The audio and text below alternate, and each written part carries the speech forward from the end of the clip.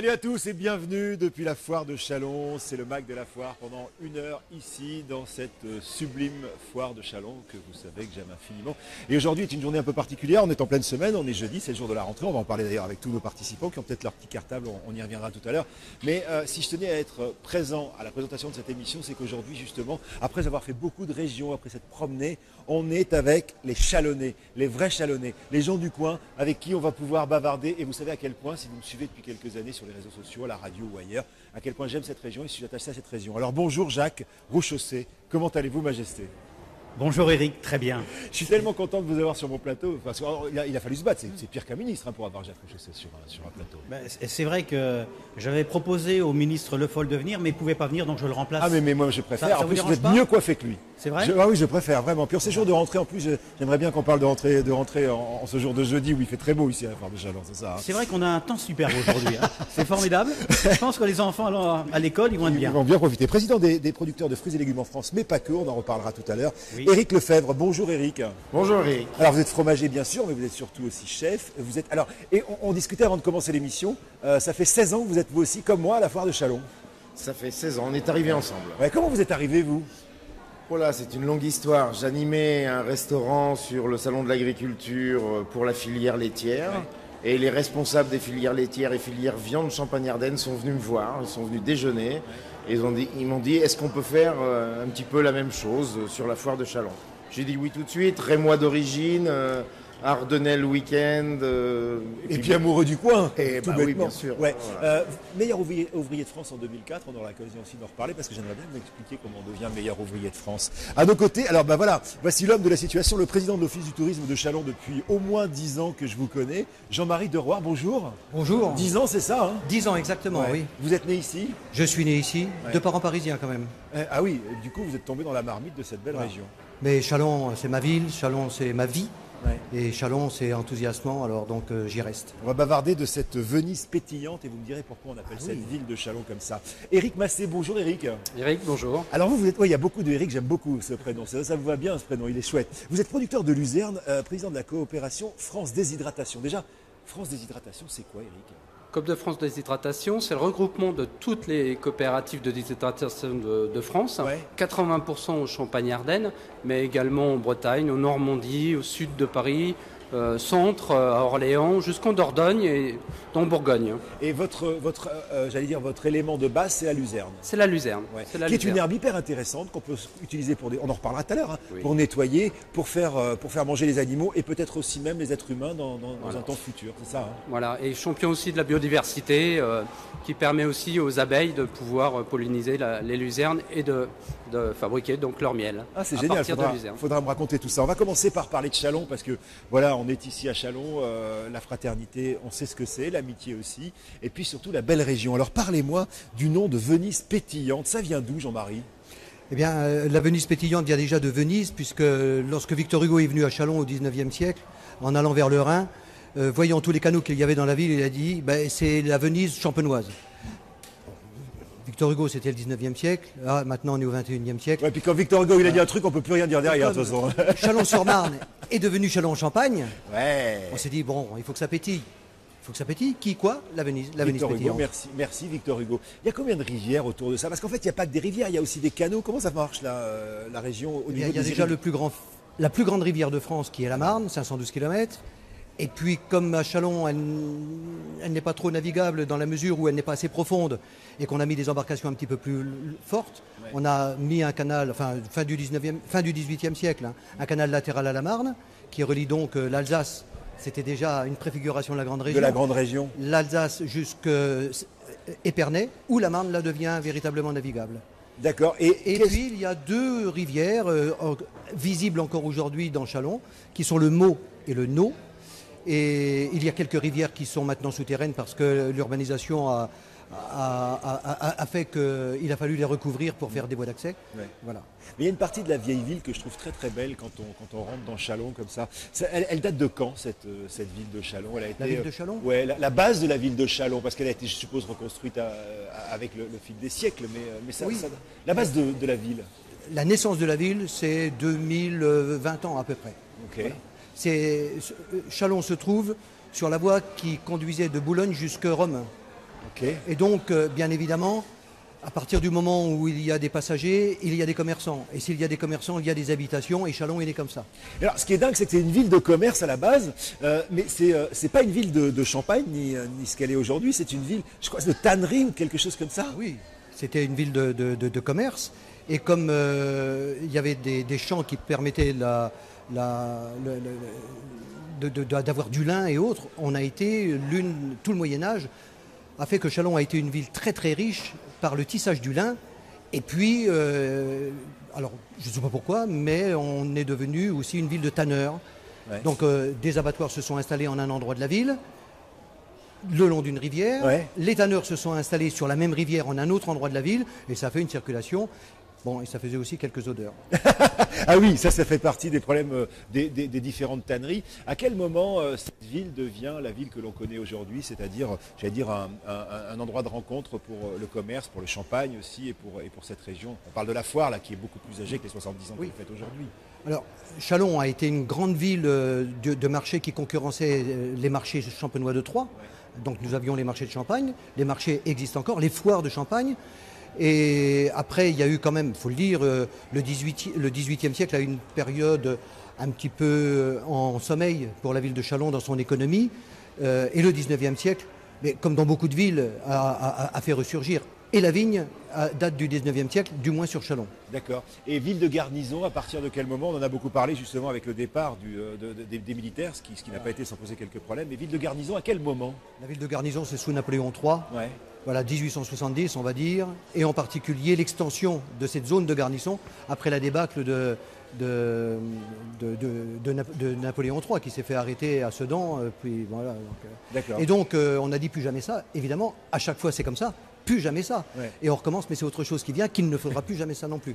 Alors c'est comme ça. Et donc la garnison s'est amplifiée, s'est modernisée. Des fantassins, on est passé à des chars. Et voilà. Avec deux camps qui sont à proximité de Châlons, Ouais. le camp de Mourmelon et le camp de Suippes.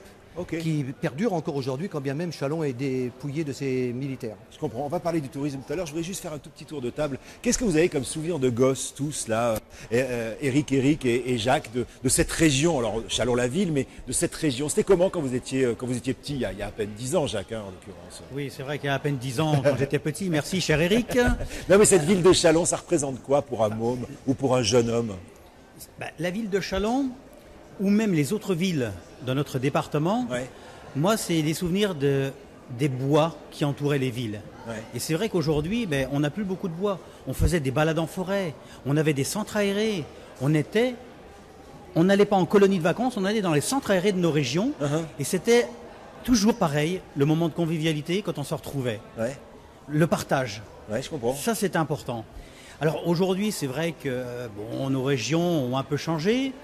Il y a eu un peu des bois qui ont été abattus, il y a eu des cultures qui sont venues, mais il y a également la recherche, et je pense qu'aujourd'hui, dans ce que nous faisons et ce que fait l'Office de tourisme, on essaye de redonner ce qu'on a vu auparavant quand Ouais, nous étions quand mômes. vous étiez jeune, je comprends. Eric, qu'est-ce que vous avez comme souvenir de ça? Je vois que vous étiez en train de réfléchir à ça. C'est un peu une question piège, mais moi je l'ai découverte adulte, cette ville. J'ai découvert les hommes de Châlons. Mais je pense qu'il doit y avoir autre chose. En y pensant, le premier souvenir qui me vient, c'était la facilité qu'avaient nos parents de nous laisser à partir de 7-8 ans, entre copains, partir en vélo, sur les routes.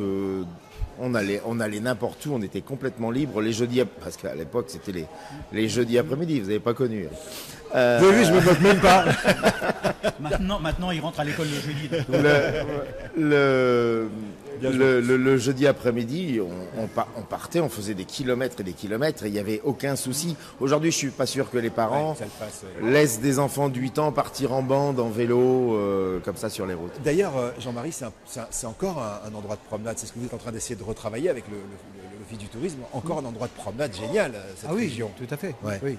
Les fameux grands jarres, c'est quoi? Les jarres, c'est la contraction de jardin, l'apocope de jardin. Il y en a 3, c'est ça, 3 grands? Il y a 3 jarres. Il y a le petit jarre qui est un arboretum avec des plantations. Le petit jarre, c'est pas Jean-Michel. Non, Pardon. non. C'est encore plus petit. Donc c'est un musée d'arbres, on va dire comme ça. Le grand jarre qui qui est un lieu de jeu pour les enfants. D'ailleurs, il y a des jeux qui ont été installés depuis. Ouais. Et puis au milieu duquel il y a un kiosque. Et à la fin du 19e siècle, début du 20e siècle, les gens se plaisaient à se retrouver en cet endroit pour danser au son de l'orphéon ou d'une petite harmonie. Et puis de l'autre côté du canal, on y accède par une passerelle, il y a le jardin anglais, complètement désorganisé, aucune allée rectiligne. Ouais, là, C'est pas très anglais tout ça. Hein. Mais si, justement, les Anglais, c'est pas organisé leur jardin. C'est assez sauvage, mais c'est en même temps le rêve qui va là. Alors que le grand jardin, il est organisé. Les allées convergent vers le kiosque. Et le troisième jardin? Eh bien, c'est le troisième jardin, c'est le jardin anglais. Le deuxième, c'est le grand. Et le petit jardin, d'accord. 15 hectares au total. Ah, pas mal. Et ça, c'est des endroits de En balade. ville. Eric, qu'est-ce que vous gardez? Je repose la même question qu'à Jacques et qu'à Eric. Chez moi, c'est vrai que c'était également la liberté de ma jeunesse, de pouvoir me balader dans les rues de mon village, de pouvoir aussi aller dans la rivière, pêcher, inventer des outils, des radeaux et de pouvoir se promener avec mes copains. C'est vrai que cette liberté et le travail à la ferme, parce que j'ai commencé aussi très jeune, parce que j'adorais ça. Donc aller sur le tracteur entre les genoux de mon père, ça c'est vraiment le souvenir que j'ai dans cette région. Dites-moi Jean-Marie, qu'est-ce qu'on peut dire pour ceux qui sont en train de nous regarder? Alors je parais très enthousiaste parce que vous savez que j'aime les gens de Châlons, mais qu'est-ce qu'on peut dire pour des gens qui ne nous connaissent pas, qui sont en train de regarder Campagne TV en ce jeudi de rentrée, pour qu'ils viennent nous voir, pour qu'ils viennent se balader ici toute l'année, parce que finalement on peut le faire ici à Châlons. S'ils veulent vivre simplement, s'ils veulent un contact humain, s'ils veulent une chaleur, une simplicité, pas trop de circulation, pas trop d'encombrement, pas trop de problèmes, une vie tranquille, calme et paisible dans une ville historique, qui viennent à Châlons. J'ajoute une production locale extrêmement intéressante. Mais on aura l'occasion peut-être d'y revenir d'ici la fin. Bon, on reste ensemble et je vous propose maintenant de partir dans un autre endroit, un endroit historique qui fait la part belle aux projections d'images, le couvent des Dominicains. Alors, c'est en Haute-Alsace. Là, on va partir dans la grande région, une démarche audacieuse qui consiste de mélanger le passé au futur. Regardez les images.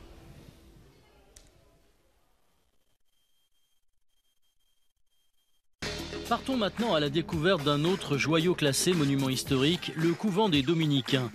C'est à la fin du XIIIe siècle que l'ordre des frères prêcheurs arrive dans la vallée et lance le grand chantier de construction de ce couvent. Et c'est Thomas qui nous ouvre les portes de l'endroit. Il a pris rendez-vous avec Philippe, le directeur de ce lieu unique. Alors ici on est aux Dominicains de Haute-Alsace, qui est un lieu, un couvent de frères dominicains, mais effectivement qui n'est pas tout à fait un couvent habituel. Pas tout à fait habituel, et c'est peu de le dire. Pour débuter cette visite, direction le cloître où des chaises longues sont installées un peu partout dans le jardin. À la nuit tombée, il suffit de s'y installer pour admirer les nombreuses créations artistiques et numériques conçues au cœur même de cet édifice. Un cloître qui se transforme en théâtre de lumière. Bienvenue dans le couvent du XXIe siècle, le couvent numérique.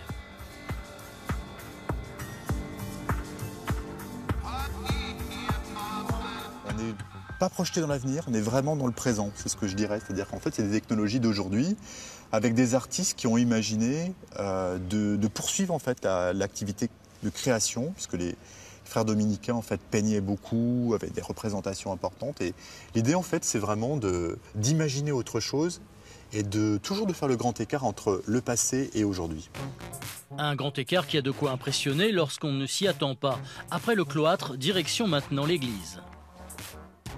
Quand on entre dans ce lieu, on met déjà un pied au paradis, quoi. Il faut dire que les frères dominicains ont édifié ce couvent avec comme préoccupation première la conversion des profanes. Et pour atteindre le but, ils avaient conçu un stratagème très astucieux. C'était tout à fait marketing. En fait, ils s'installent, il y a déjà 2 églises à Guebwiller. L'idée, c'est qu'en fait, ils soient plus performants que les autres. Donc, pour être plus performant, il faut qu'on s'entende, faut qu'on les entende beaucoup mieux. Et du coup, ils construisent en fait un lieu qui est fait pour la transmission de la parole. Et cette acoustique exceptionnelle permet aujourd'hui d'organiser des concerts à l'intérieur même de l'église. La programmation éclectique a de quoi surprendre, même si la part belle est faite aux pointures du classique.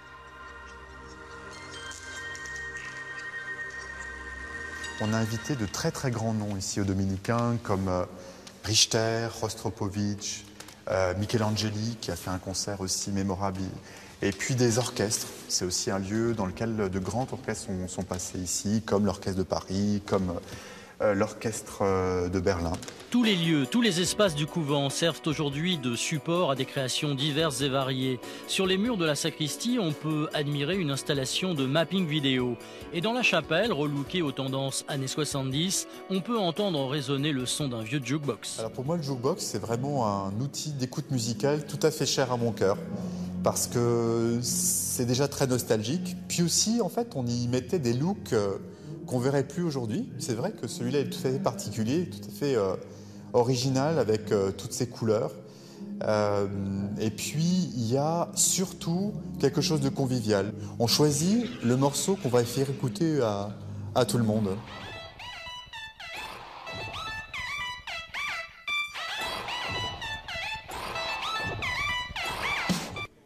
Voilà, et puis après l'Alsace, je vous propose de revenir ici à Châlons en Champagne avec cette foire de Châlons et nos invités Jacques Rouchosset, Éric Lefebvre, Jean-Marie Deroire qui s'occupe de l'Office du tourisme, on en parlait avec vous, et puis Éric Massé qui est producteur de Luzerne. Mais avant de parler de Luzerne et d'autres choses, je voudrais qu'on revienne sur vous, Éric. Comment on devient meilleur ouvrier de France? Il faut être un peu fou à la base. Non mais je ne sais pas comment ça marche en fait. Bon, déjà, j'ai une histoire du côté de ma mère, fromager 5e génération. Alors c'est quoi? C'est Paris ou c'est la région? Parce que vous êtes installé aussi à Paris. Alors ma mère est parisienne, Ouais. mon père est ardennais. Voilà, d'où le mélange de votre culture. Exactement. Ouais. Et donc dans la famille, les cousins, les oncles, mon grand-père, mon arrière-grand-mère, tous fromagers. Je suis arrivé dans le fromage, j'avais 16 ans.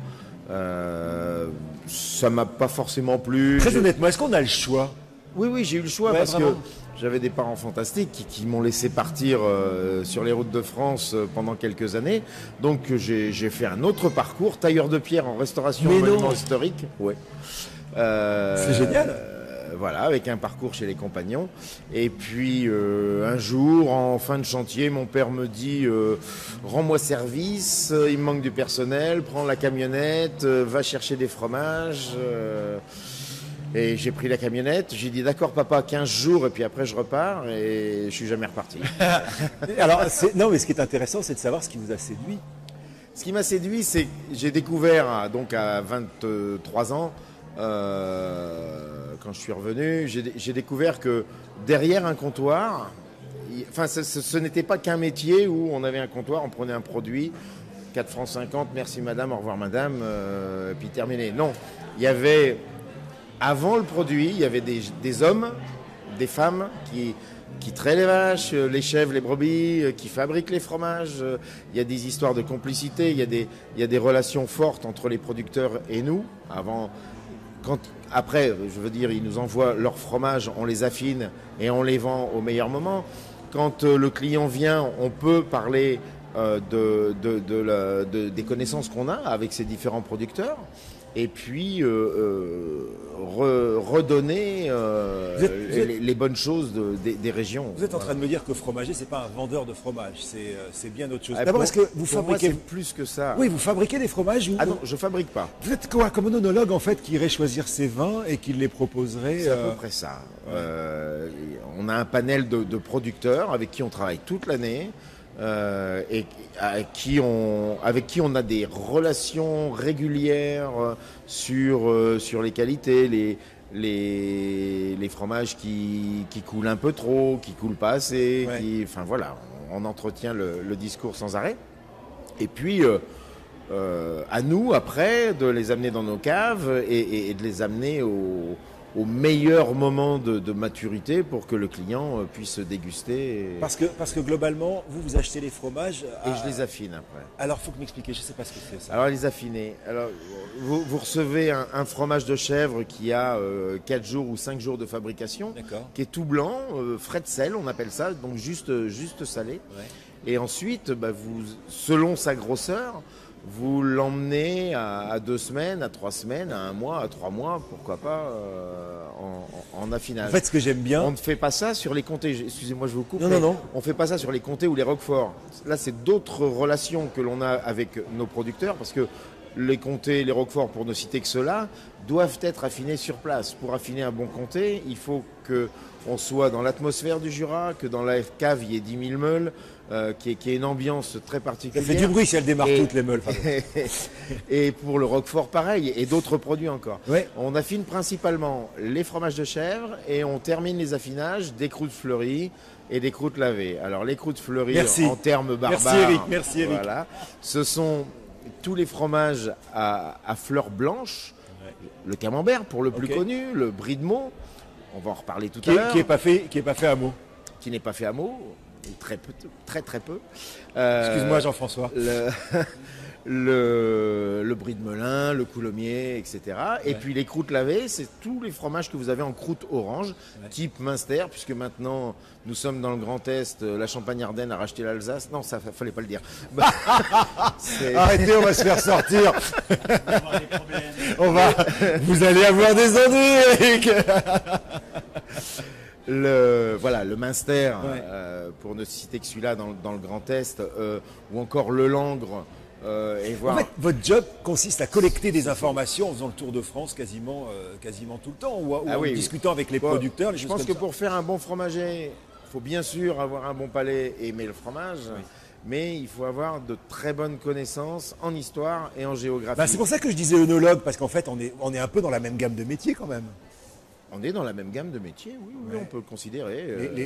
On ou a, vous sommelier, savez- à la limite. Vous savez, avec le vin, le pain, la trilogie et le fromage, Ouais. il y a un point commun, c'est les levures. La levure du pain, la levure du vin et les levures de fromage qui font que le fromage s'affine. Donc on a des Meilleur produits, ouvrier de France. Hein. on a des produits qui sont fort similaires et des techniques qui sont fort similaires aussi. Avant qu'on parle des produits de la région, 2 secondes. Alors, vous m'avez pas répondu. Comment vous êtes devenu meilleur ouvrier de France? Vous dites qu'il faut être un peu fou. J'ai compris. C'est bon. Ouais, ça a été une réflexion assez longue, puisque le premier concours au meilleur ouvrier de France a eu lieu en 2000. J'ai fait partie du premier comité d'organisation du concours. J'ai fait partie des gens qui ont créé tous les règlements, etc., et des premiers jurys. Et puis, à la fin de ce premier concours, j'ai 4 amis excellents qui ont été élus meilleurs ouvriers de France. Le titre, c'est un des meilleurs ouvriers de France. Voilà. On peut être plusieurs. On est Ah oui, dans d'accord. le baccalauréat, on peut être plusieurs à l'avoir. bachelier. Il suffit d'avoir le niveau, simplement. Très bien. Et puis, à la suite de ça, je me suis donc retiré du comité d'organisation pour me présenter. Et là, j'avais 3 ans devant moi pour commencer à imaginer. Et c'est comment et ça sert à rien parce qu'on n'imagine même pas.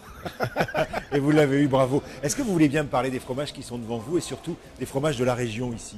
Alors, les deux plus connus dans la région, le Langre ici, que vous avez en format kilo, qui existe également en format 200 grammes, donc plus petit, comme à peu près de la taille du chaours. Le chaours, le voici, c'est une croûte fleurie, voici une croûte lavée. Et le troisième, c'est le brie de Meaux. On Bah, y arrive. dites-moi alors. Pourquoi le brie de Meaux en Champagne-Ardenne? Exactement.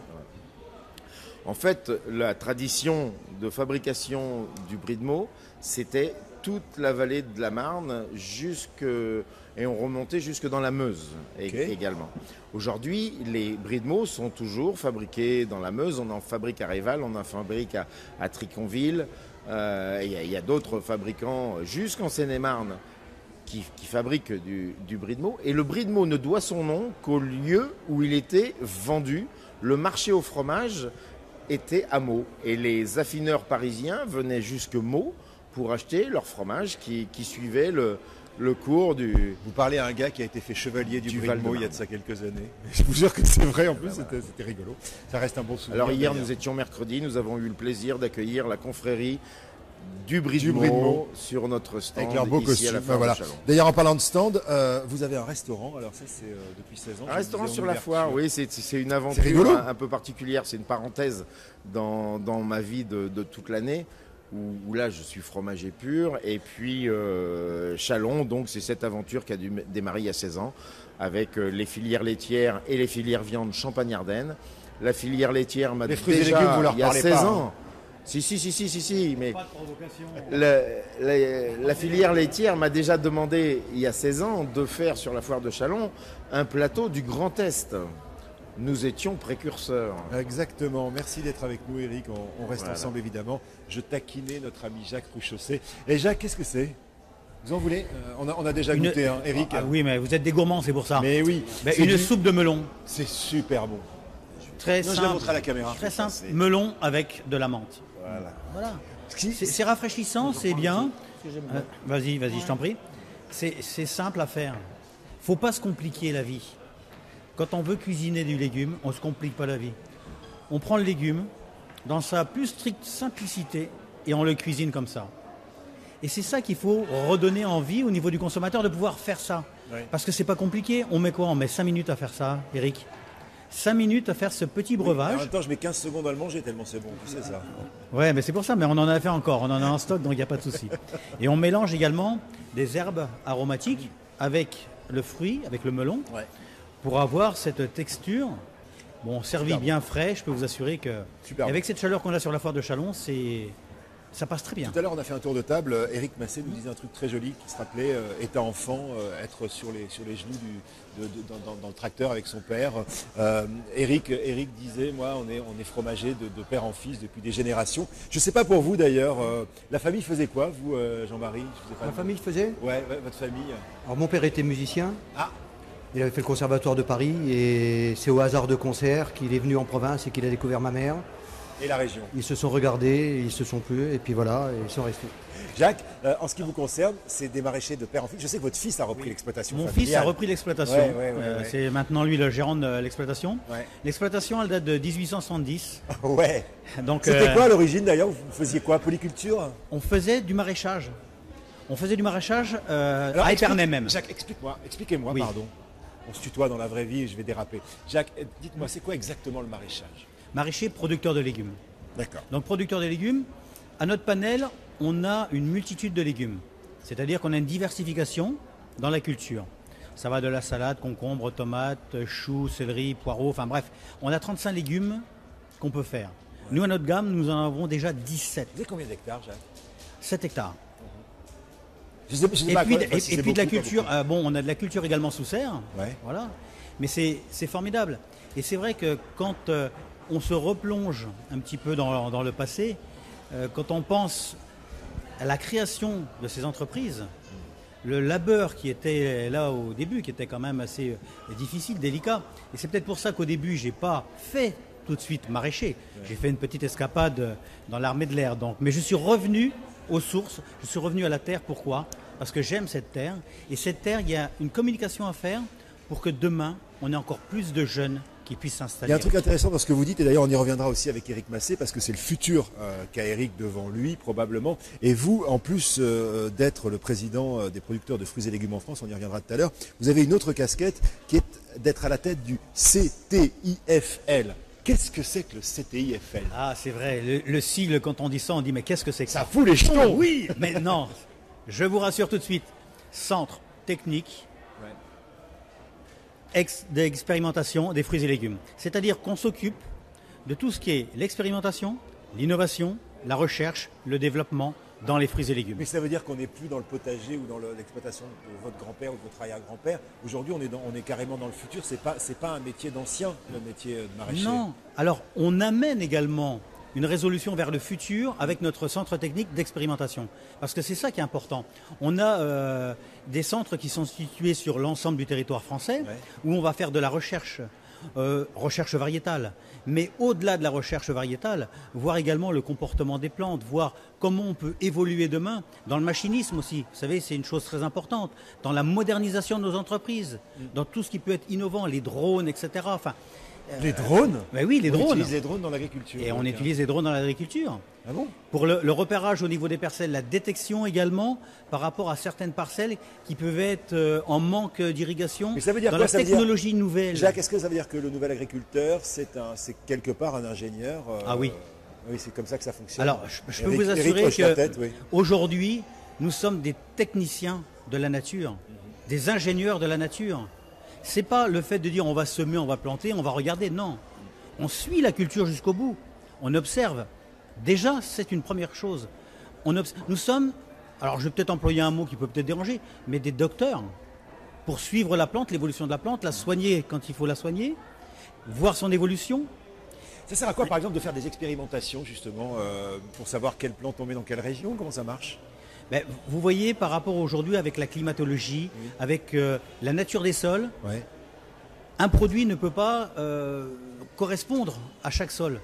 Donc il faut savoir expérimenter, il faut savoir innover, il faut savoir rechercher pour avoir le produit qui puisse être sur tel ou tel sol, pour avoir une optimisation de ce produit de manière à ce qu'il soit bon et qu'il fasse plaisir au niveau du consommateur, par rapport à la nutrition qu'on peut avoir également à ce produit-là, par rapport au goût également, c'est des choses très importantes.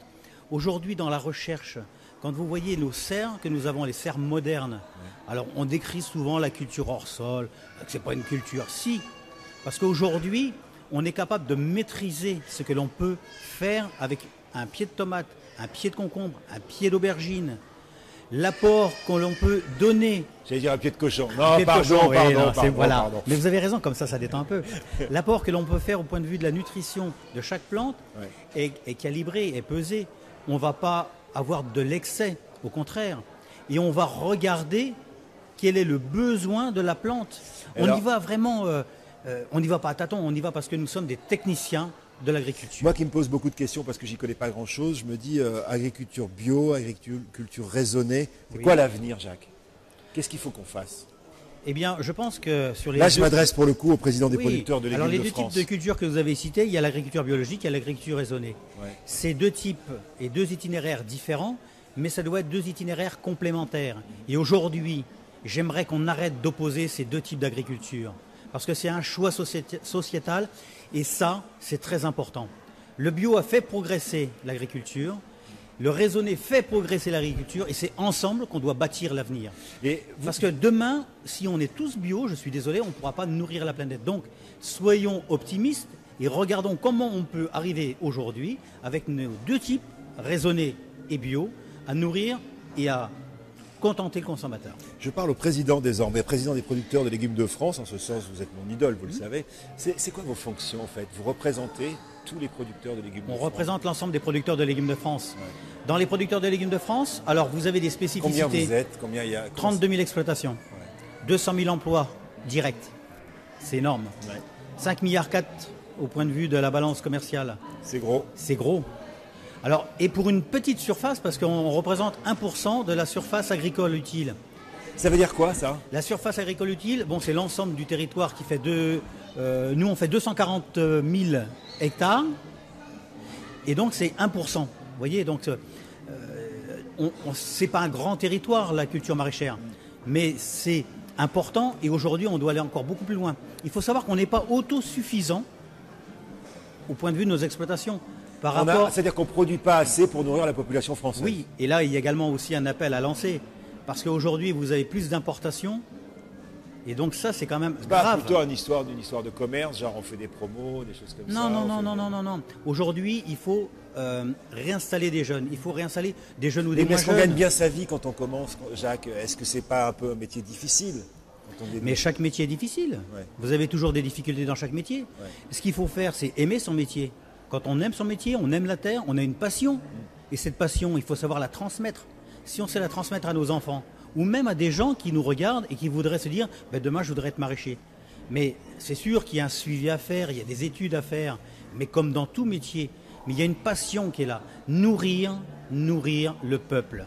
C'est quand même important. Et nourrir sainement de plus en plus. Eh oui. Quand on voit aujourd'hui, vous savez, on voit toutes les crises alimentaires qu'on peut passer, on voit tout ce qu'on peut nous mettre sur le dos, mais on est là. On sait qu'il faut manger 5 fruits et légumes par jour pour la santé. On sait qu'il faut manger 400 grammes de fruits et légumes par jour. Donc c'est une chose importante. C'est l'avenir également.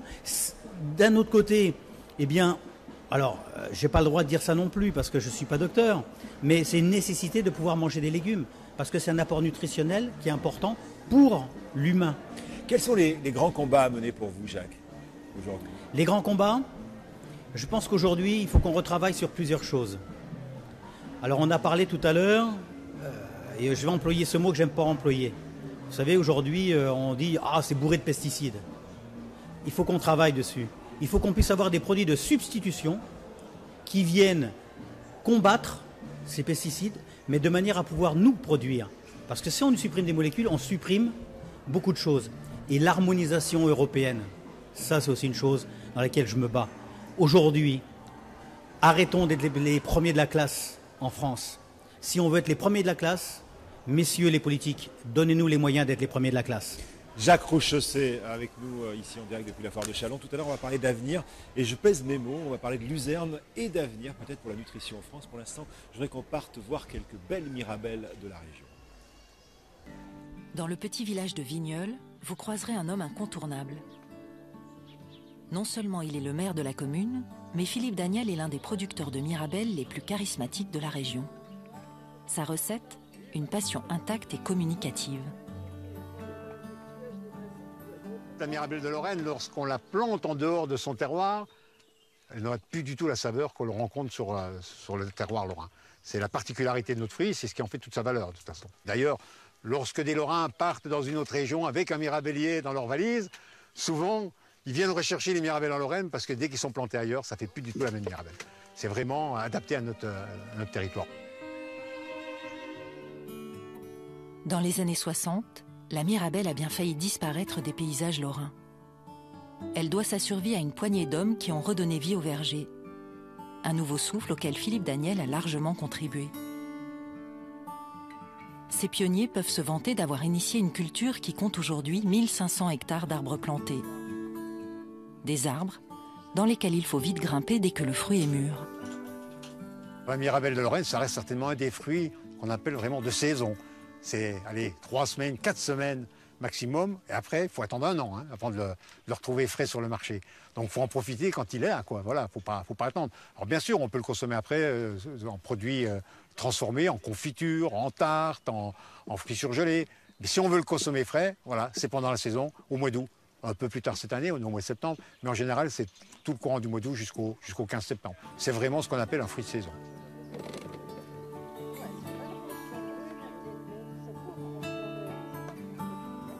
Alors sur notre exploitation, sur l'ensemble du verger lorrain, il y a plusieurs façons de récolter. Il y a la façon qu'on fait dans ce verger-là aujourd'hui, qui est une récolte totalement manuelle, c'est-à-dire à l'échelle. Donc pour privilégier la tenue du fruit, en fait, c'est tout un fruit qu'on va trouver sur le marché du fruit de bouche. L'intérêt de cette cueillette manuelle, c'est qu'on préserve la pruine, donc cette fameuse cire qui préserve la conservation du fruit. Puis vous avez une autre récolte qui est la récolte mécanique et qui en fait permet de récolter plus rapidement.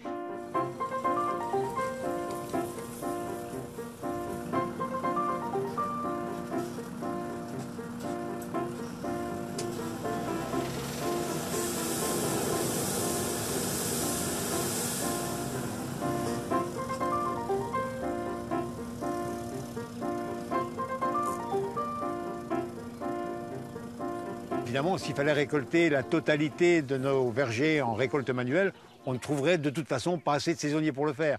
Donc c'est la raison pour laquelle les exploitations combinent les deux modes de récolte, mécanique, qui va souvent à la destination de la transformation, et manuelle, donc qui va sur le marché du fruit de bouche, afin que le consommateur trouve une mirabelle de Lorraine magnifique sur les étals. Pendant toute la durée de la récolte, Philippe Daniel ne quitte pas ses arbres. La mirabelle, c'est l'histoire de sa vie, de toute son enfance lorraine. Bon, ça va, c'est beau? Ah oui. En douceur. C'est vraiment un fruit que j'apprécie beaucoup. Puis en dehors de ça, ça a toujours fait partie de mon paysage, de mon environnement.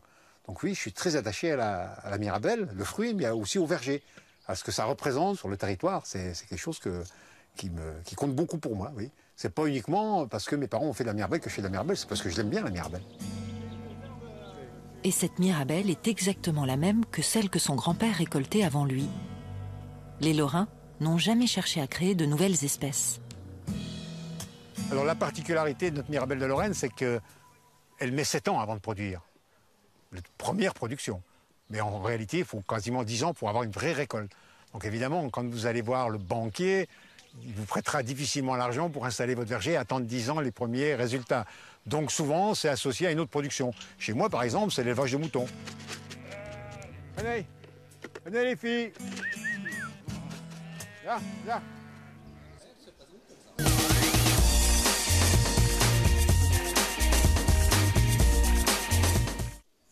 Le Mac de la Foire, depuis la foire de Châlons, ce jeudi 1er septembre, au jour de rentrée, nous faisons notre rentrée avec Jacques Rochessé avec nous, Eric Lefebvre, qui est là aussi, Jean-Marie Deroire et Éric Massé.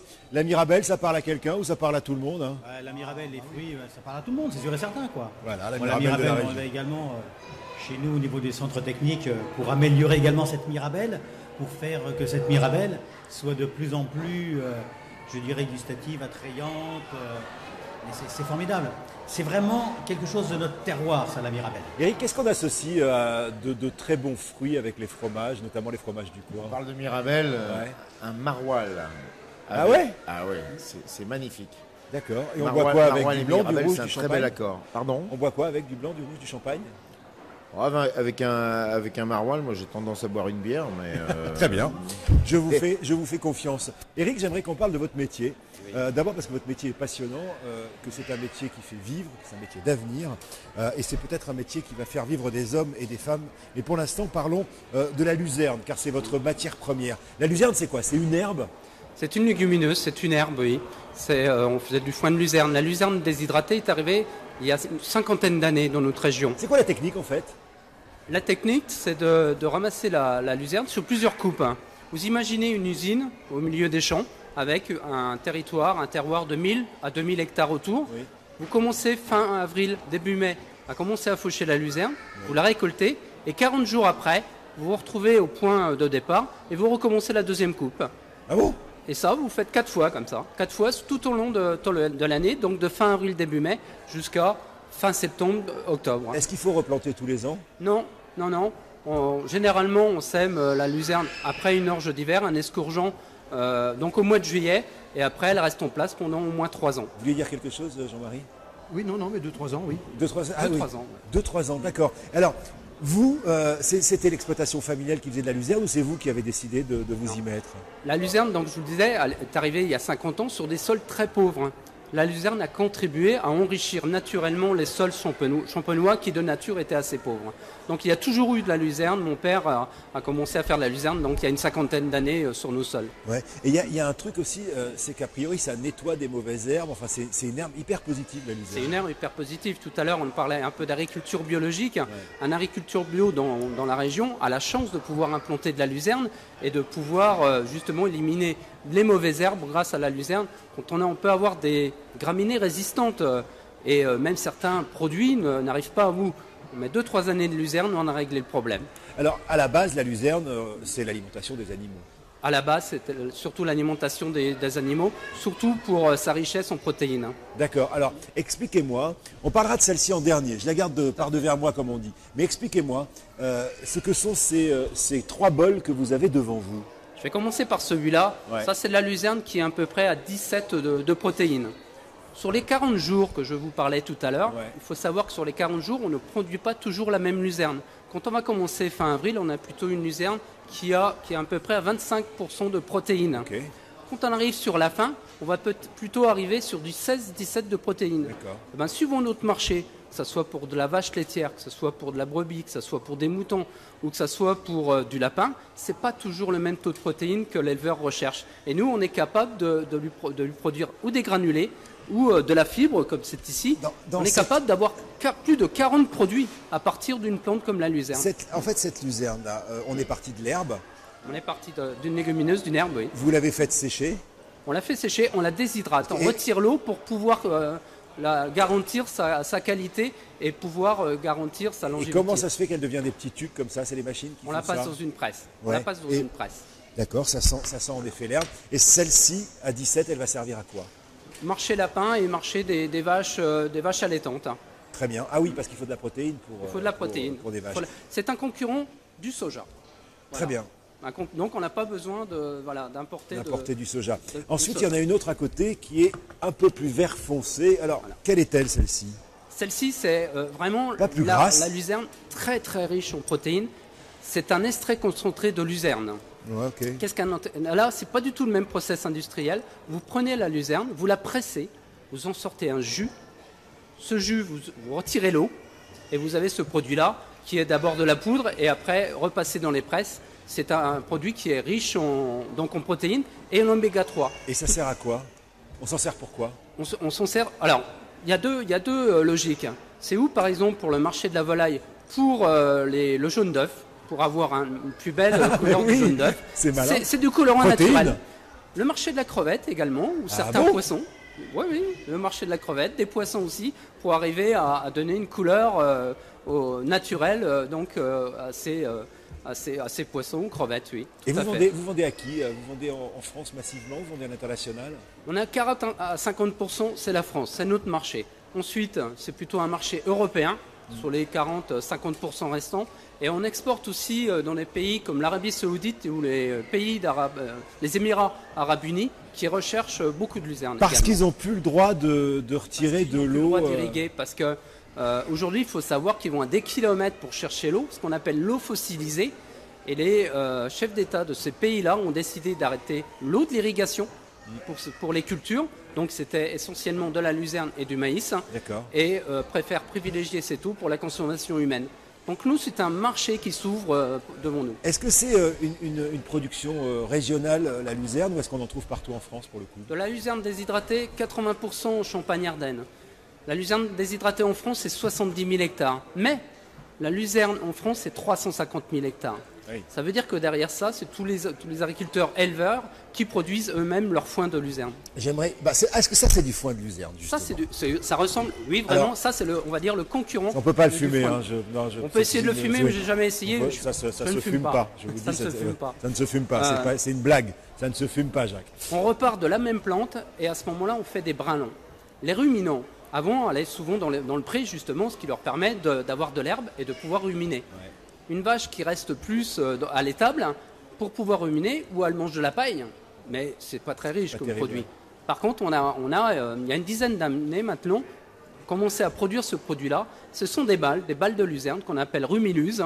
On en a plusieurs variétés aussi, suivant le taux de protéines, et ça permet à une vache de pouvoir ruminer. Puis je dirais aussi, une vache qui rumine, qui se sent bien, c'est du bien-être animal. Moi, mes éleveurs, éleveurs laitiers, me le disent tous. Manger du rumiluse pour mes vaches. Ouais. Alors ils me disent tous que c'est trop cher. Mais par contre, c'est du bien-être animal. C'est normal. C'est un beau poil. Ouais. Et en plus, ça produit plus de lait. C'est fantastique. C'est quoi les perspectives pour votre filiale? Notre perspective, c'est vraiment le marché laitier. Et quand on traverse aujourd'hui une crise laitière comme on traverse, on a des craintes, on a beaucoup de craintes. Ouais. Mais vraiment, c'est le marché laitier, le marché des ruminants. Beaucoup les ruminants, mais pas que. Mais le marché des ruminants, c'est vraiment un marché qui aujourd'hui est à notre portée. Ouais, et alors justement, je disais depuis le début de cette émission qu'on avait peut-être parlé d'avenir avec la luzerne. L'avenir, il est peut-être là. Alors je sais que vous en servez déjà avec des ONG de ces produits-là. Depuis les années 70. Expliquez-moi ce que c'est d'abord, qu'on comprenne bien. C'est la même chose que ça. C'est la même chose que ça, sauf que là, on est vraiment sur l'alimentation humaine. Donc là, il y a 40% de protéines dedans. Il y a 35-40% de protéines dedans, riches en oméga 3, riches en fer, etc. Ouais. C'est vrai que depuis les années 70, des ONG nous ont contactés. Il y a une association qui s'appelle l'APEF, l'Association de promotion pour les stréfolières, qui travaille dans le milieu, dans des pays en voie de développement, et qui nourrissent des enfants en malnutrition à partir de ce produit-là. Et on a des résultats absolument fantastiques depuis maintenant très longtemps. Jacques évoquait le fait tout à l'heure qu'on ne va peut-être pas pouvoir réussir à nourrir toute la planète avec ce qu'on est en train de fabriquer. Est-ce que ça fait partie des choses de l'avenir? Peut-être. Mais je pense qu'aujourd'hui, il faut faire attention par rapport à tout ça. C'est vrai que l'avenir, vous savez, on va être de plus en plus nombreux sur la planète. On va être 9 milliards d'habitants. Il faut les nourrir, ces 9 milliards d'habitants. Notre rôle aussi, et dans ma fonction en tant que président du centre technique interprofessionnel, ce qu'il faut faire, il faut aussi aller apporter notre savoir-faire. Par exemple, je vous parle de l'Afrique, mais de l'Afrique francophone. J'ai également des missions que je vais faire au Bénin, au Burkina Faso, parce qu'il y a aussi des territoires là-haut qui sont très fertiles. Il faut pouvoir amener cette fertilité-là et donner également la possibilité de pouvoir cultiver là-bas. Ça, c'est important. Donc après, je ne dis pas qu'il faudra tout manger lyophilisé ou tout ça, enfin je ne sais pas, mais il y a... Mais il n'empêche que ça peut faire partie des solutions quand même. Mais regardez dans l'espace, quand ils vont dans l'espace, quelle est la nourriture qu'ils prennent dans l'espace? Donc automatiquement, voilà, on est franchement sur de l'avenir. Et c'est ça qui est important. C'est plus la culture de grand-papa qu'on avait auparavant. Ouais. Avec en plus un enjeu écologique parce que la luzerne consomme peu d'énergie fossile, si j'ai tout compris. Peu d'énergie fossile. On consomme de l'énergie fossile, c'est vrai que on va dire c'est le point faible de notre filière. On consomme de l'énergie fossile, mais en une dizaine d'années, on a réduit notre consommation de plus de 40%. Oui. Par d'autres process industriels. On s'est servi aussi beaucoup du soleil. On fait sécher la luzerne naturellement par le soleil et le vent, donc ce qui nous a permis de faire des économies. Mais par contre, il ne faut pas l'oublier. On vient de vivre une année très pluvieuse. Et on est obligé de consommer de l'énergie pour déshydrater. Si on n'avait pas les usines de déshydratation, il était pratiquement impossible aujourd'hui de demander aux éleveurs d'avoir un bon foin de qualité. Et la déshydratation permet, même une année pluvieuse comme on vient de connaître, d'avoir un produit de qualité. Maintenant, l'enjeu de l'énergie fossile, on l'a, on y travaille. On commence depuis, ça fait maintenant plus de 20 ans qu'on travaille ce sujet-là. Et on recherche encore de nouveaux process industriels. Il y a aussi d'autres méthodes, de l'énergie renouvelable. On peut avoir du miscanthus, on peut avoir des plaquettes de bois. On travaille ces produits-là aussi, plutôt que l'énergie fossile. Mais on ne peut pas, du jour au lendemain, une usine... Bien sûr, oui, mais sauf que vous êtes a priori un peu plus écolo que les autres, c'est ce que je voulais préciser. Et puis il faut savoir aussi que la luzerne est une légumineuse, on met zéro d'azote. La luzerne est capable de capter l'azote de l'air. Il faut savoir aussi que la luzerne est une plante mellifère. Les abeilles, demandez aux apiculteurs, ils adorent la luzerne. Laissez-moi ça, je vais la goûter. Bon, c'est la fin de cette émission. Merci à tous. Éric Massé, merci mille fois de toutes ces précisions. Merci Jean-Marie de nous avoir amenés dans cette si belle ville. Éric, on se retrouve chez vous dans pas très longtemps, au restaurant de la Foire. On ira déguster le fromage. Exactement. Quant à Jacques, si tu le veux bien, mon ami, nous allons faire un petit tour dans ta tour Eiffel. La tour Eiffel. Elle est encore là ou pas? Elle est encore là, la tour Eiffel. On a fait des photos l'année dernière. C'est l'emblème national. Je l'appelle sa tour Eiffel en banane. En fait, elle n'est pas en banane, elle est en fruits et légumes, la tour Eiffel. En fruits et légumes. Voilà. Qui sur le stand représente la diversité de tout ce que l'on peut faire en France. Et c'est le plaisir non seulement des yeux, mais après c'est le plaisir des papilles qu'on partage avec les gens de la foire. Avec cette 70e foire, il ne faut pas l'oublier, c'est notre anniversaire aujourd'hui. Bel anniversaire, et c'est la rentrée des classes voilà. aujourd'hui. Merci à tous, merci d'avoir été là, vraiment c'est un bon moment. Merci à vous d'être fidèles à Campagne Télé. Demain, 15h, vous retrouverez Philippe Lefebvre. Quant à moi, je vous retrouve samedi et dimanche pour le MAC de la foire. Ciao à tous, merci d'être fidèles à Campagne Télé. Salut.